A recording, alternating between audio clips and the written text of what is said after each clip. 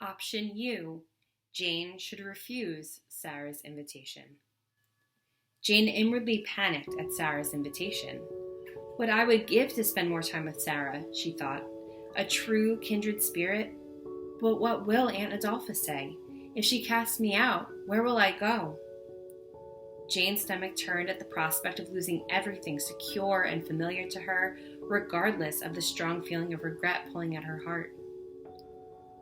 Thank you, Miss Spinetta, Jane said carefully, but I am unable to accept your invitation to tea this afternoon.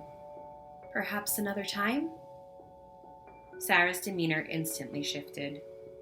I see, she stated coldly. Sara cast her eyes on her fiancé. Well then, Mr. Davies and I must be going. Good luck in your endeavors. With that, they walked away, leaving Jane alone on the shore.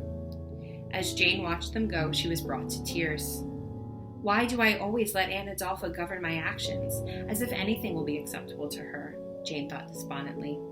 As Jane drudged home, she felt despair rising within her. She doubted an invitation from Sara would come again. The days passed, and days turned to weeks, to months, to years. Jane was at the beck and call of Aunt Adolpha. They kept quiet company, went to church, and participated in ladylike pursuits, with Jane ever at the end of a critical remark. Eventually, the turn of the century came and went, with nothing remarkable ever happening in Jane's life. Often, she would observe her situation and the monotonous day-to-day, and wish she'd been brave enough to say yes to Sara. Aunt Adolpha led a most satisfactory life for someone in her station, and continued onward to the advanced age of 95.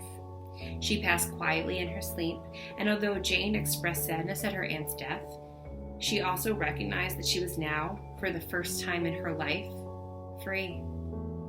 However, at the reading of Aunt Adolpha's will, Jane found all she was to inherit was the house in which they lived, and Fosco's current descendant living in their home. The rest of Aunt Adolpha's assets were donated to the church, and Jane, again, was alone. The end.